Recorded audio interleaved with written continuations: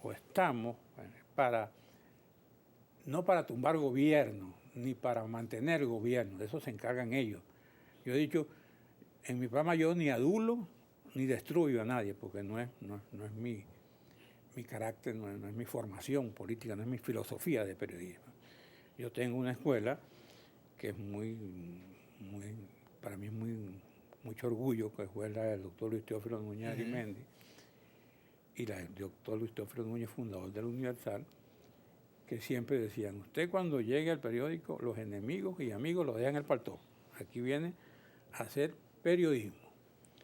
De hecho, cuando aquí hubo una crisis con el diario El Nacional, por una campaña que le hicieron unos sectores, lo acusaban de comunista. En los años 60 que le quitaron los anunciantes, ¿te acuerdas? Ajá.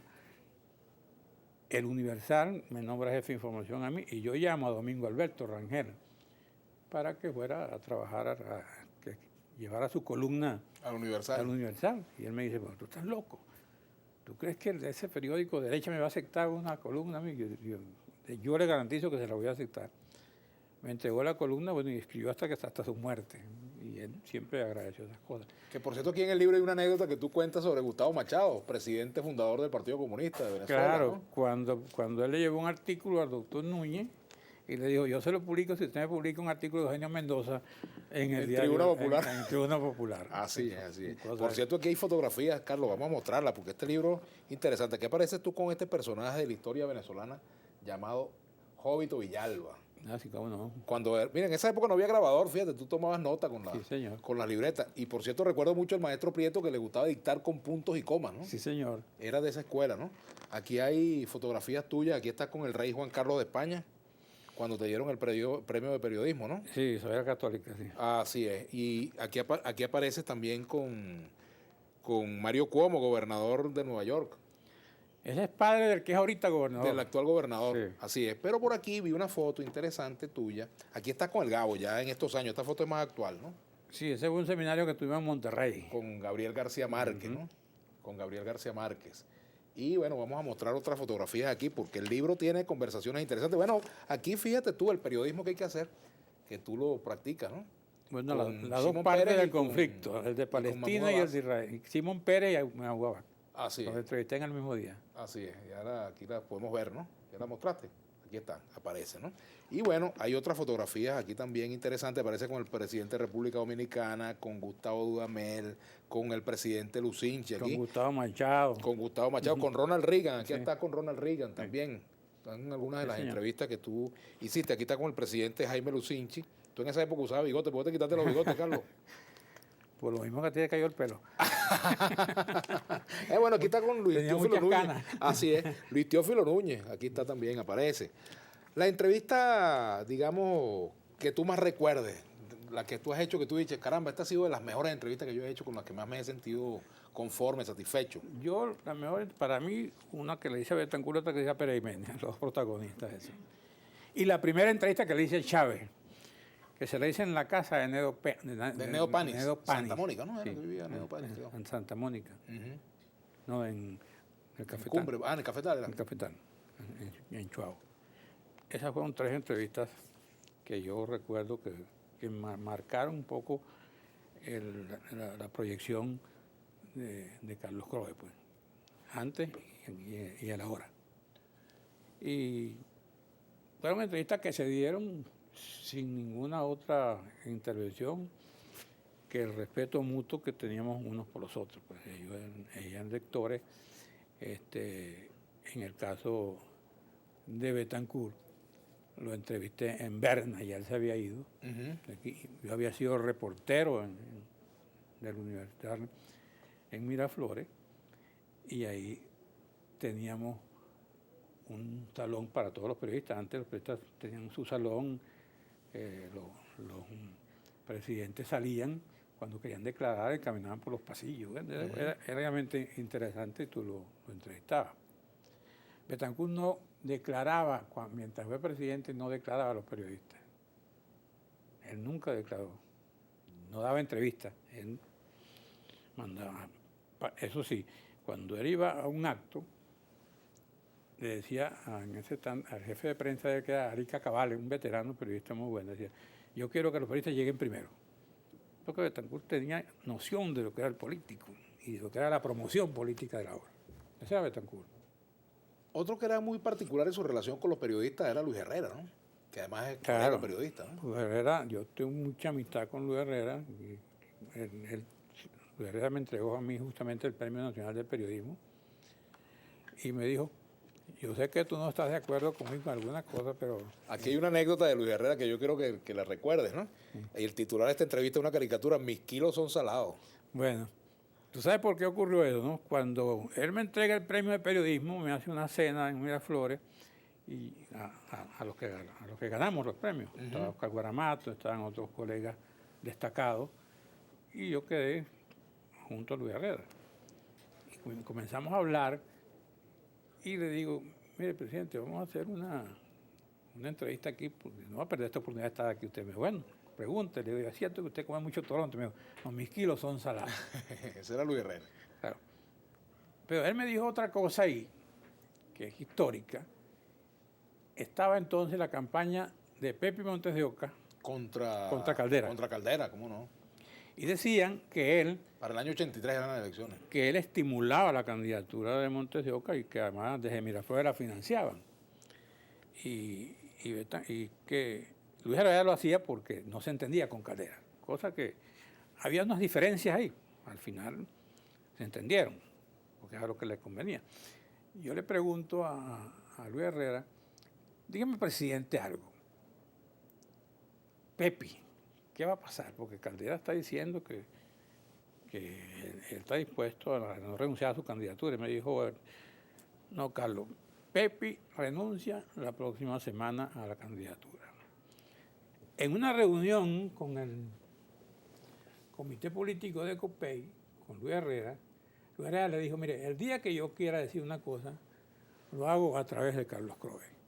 Porque para mí es un periodista que sí, es amigo mío, cosas. Resulta que yo publico en esa entrevista, Pepi se retira. Bello, que era jefe de campaña de... Miguel Bello. El jefe de campaña en el estado de Carabobo, sí.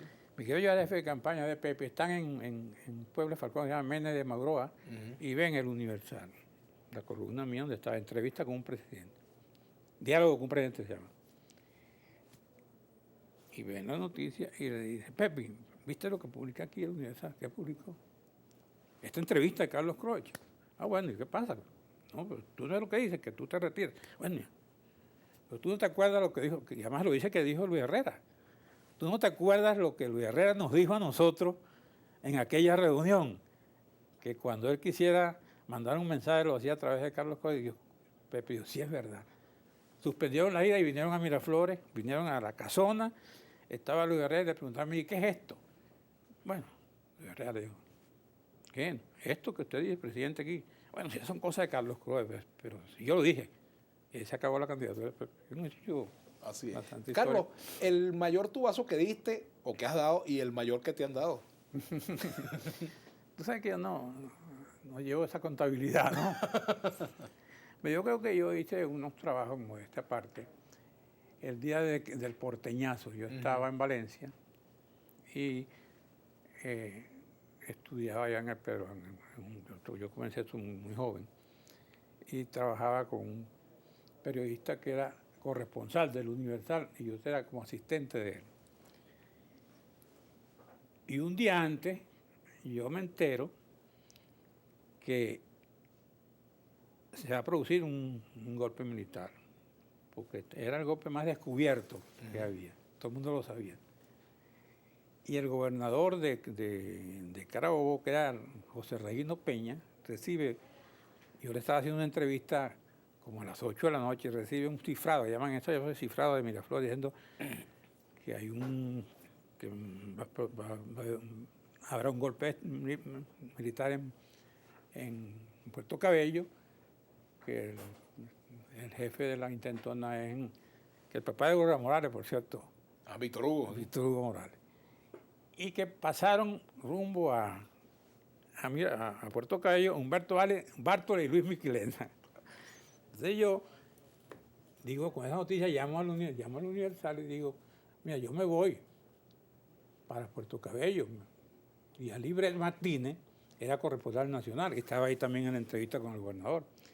Entonces nos hemos ido a las 4 de la mañana, hasta 3 de la mañana, a Puerto Cabello, Alibret y yo. Alibret era de tendencia, era comunista. Claro. Muy conocido, un honesto periodista. Murió, por cierto. Bueno, cuando llegamos a Puerto Cabello, bueno, a la broma, que entramos a Puerto Cabello por autopista, por la carretera en esa época, bueno, la plomazón era, imagínate, como diría Luis Herrera, para coger palco, era cerrada. Y un soldado que estaba ahí nos dice, pónganse aquí. Y total que no cubrimos nada, sino que estuvimos todo el tiempo al lado del soldado oyendo pasar las balas. Y tú sabes que nos vinimos, cuando nos vinimos con el golpe del mediodía en la tarde, ya habían controlado el golpe, nos detienen en la Alcabala y identifican a Alibret Martínez. Dice, usted se queda y usted sigue. Recuerdo que estaba allí este muchacho Badel, entre los detenidos. Manuel Badel. Manuel Badel. Y me dice, Carlos, te agradezco que le digas a mi mamá que yo estoy detenido. Que yo estoy detenido, pero que no tengo ningún problema, que estoy vivo. Pues entonces me tocó ir a mí a tocar a la puerta, que vivía en la calle Farreal de Valencia, la señora que estaba muy asustada. Mira, vengo de parte de su hijo está detenido porque está involucrado en el porteñazo. Y esa es una historia. Y tuviste que escribir, por supuesto, escribiste. Escribí la historia y fue para mí una de los trabajos más satisfactorios que yo he hecho. Bueno, Carlos, tú sabes de televisión más que yo. No, el tiempo es implacable. Mira, tú no quisiste estar una hora. Yo no. Te dije, vamos a hacer una entrevista de 1 hora, me dijiste media hora. Mira, yo no. Te digo que en media hora se dicen muchas cosas, ¿no? Así es. Claro, contigo pueden hablar 2 horas. Y yo le decía, y yo te comentaba que parte de mi éxito está en el trabajo. Yo no hago caso a los enemigos. Yo creo que la única palabra donde el éxito aparece primero que el trabajo en el diccionario. Y yo siempre he dicho que aquí con el trabajo tú no puedes ofender ni temer, como decía aquel. Y la otra cosa, yo he tenido un agradecimiento permanente con la gente con quien he trabajado, en este caso con Omar Camero, que es el dueño exclusivo de Televen. Me ha respetado mucho mi trabajo, nunca he sentido presionado, no ha caído en la tentación de ceder a presiones que ocurren en todos los gobiernos. Pero él siempre ha tenido mi confianza como la tuvo Luis Teófilo Núñez, como la tuvo con todas las personas con quien he trabajado. Bueno, Carlos, ha sido un placer tenerte por aquí. Y de verdad te agradezco mucho que por primera vez haga una entrevista, chicos. Es para mí un éxito particular. Y bueno, ya saben, este libro de Carlos Croes, Conversaciones y Entrevistas, ¿cuándo va a ser bautizado? Lo voy a bautizar el 25 de junio. El 25 de junio, en víspera del Día del Periodista en Televen, ¿no? Espero estar ahí. Yo recuerdo, y te espero. Ahí estaremos. Estaré invitado. Ahí estaremos, Carlos. Gracias, Vladimir. Bueno, te agradezco mucho y seguimos en Diálogo con... No, chicos, Vladimir a la una.